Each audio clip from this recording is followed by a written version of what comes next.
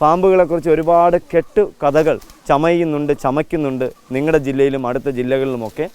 അതിൽ ഏറ്റവും പ്രധാനപ്പെട്ടത് എനിക്ക് തോന്നിയത് കഴിഞ്ഞ 2 ദിവസങ്ങൾക്ക് മുന്നേ കോട്ടയം ജില്ലയിൽ കോട്ടയത്തിന് അടുത്തുള്ള ഇടുക്കി ജില്ലയിൽ ഒരു പാമ്പിനെ JCB വെച്ച് പിടിക്കുന്നതിനിടയിൽ അത് വിഷം ചീറ്റി കണ്ണിൽ ചീറ്റി എന്നൊക്കെ ഒരു വാർത്ത വായിക്കുകയുണ്ടായി. ലോകത്ത് നമ്മുടെ ഭാരതത്തിൽ വെനം സ്പ്രേ ചെയ്യുന്ന വിഷമെന്നല്ല വെനം സ്പ്രേ ചെയ്യുന്ന ആ പത്രത്തിൽ കണ്ട റിപ്പോർട്ട് വിഷമെന്നായിരുന്നു.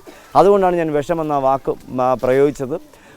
ലോകത്തിൽ വെനം സ്പ്രേ ചെയ്യുന്ന പാമ്പുകളെ ഓസ്ട്രേലിയയിലാണ് കണ്ടുവരുന്നത്, അല്ലെങ്കിൽ സൗത്ത് ആഫ്രിക്കയിലാണ് കണ്ടുവരുന്നത് എന്നുള്ളത് നിങ്ങൾ ഓർത്തു വെക്കണം.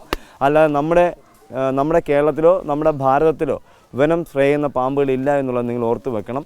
പാമ്പിൻ്റെ വെനമെന്ന് പറയുന്നത് ഇന്ത്യയിലുള്ള പാമ്പുകൾ ദഹന ഗ്രന്ഥിയിലാണ് വെനം ശേഖരിക്കുന്നത്. അത് സ്പ്രേ ചെയ്യാൻ കഴിയില്ല. കടിച്ച് മുറിവേറ്റാൽ മാത്രം ആ മുറിവിൽ കൂടി മാത്രമേ ആ വെനത്തിനെ നമ്മുടെ ശരീരത്തിൽ കടത്തിവിടാൻ കഴിയുള്ളൂ എന്നുള്ളത് അറിയണം. അതുപോലെ നമ്മുടെ കേരളത്തിൽ കരിമൂർക്കൻ പാമ്പ് അഥവാ ബ്ലാക്ക് കോബ്ര ഇല്ല എന്ന് മനസ്സിലാക്കണം. കാരണം ബ്ലാക്ക് കോബ്രയുടെ ഒരു പ്രത്യേകത എന്ന് പറയുന്നത് വയറ്റിൻ്റെ അടിയിൽ ബ്ലാക്കാണ്, മുകൾ വശത്ത് അതിൻ്റെ ശരീരത്തിൻ്റെ മുഴുവനും ബ്ലാക്കാണ്.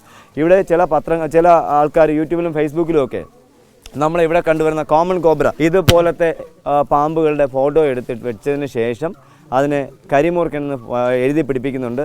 നിങ്ങൾ മനസ്സിലാക്കുക, കരിമൂർക്കൻ പാമ്പിൻ്റെ ഒരു പ്രത്യേകത ശരീരം മുഴുവനും കറുപ്പാണെന്നുള്ളത് മറന്നു പോകാതിരിക്കുക.